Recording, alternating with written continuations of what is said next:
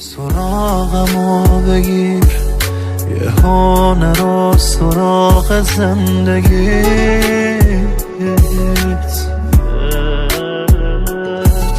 تو واضحی مثل یه لکه رنگ رو کاغذ سفید.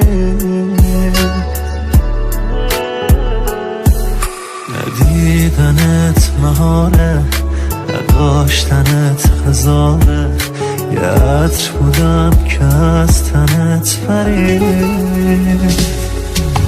بی نظیر بی حواس تو اصلا کجاست که هر جای دلت یه رد پاست. تو دوره ای که دل مثل عروسکای بچه هاست، یادت بیار یه چیزی بین ماست.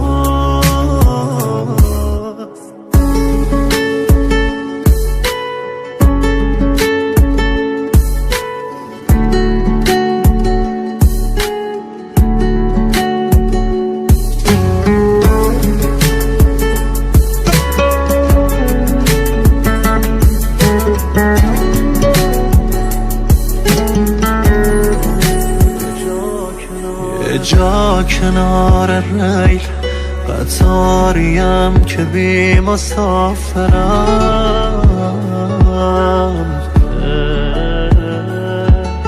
ته خطم و کسی نمیدوه به خاطرم.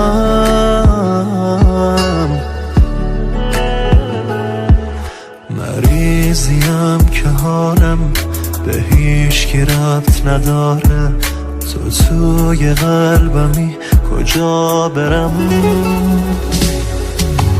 بی نظیر بی حواس تو اصلا کجاست که هر جای دلت یه رد پاست.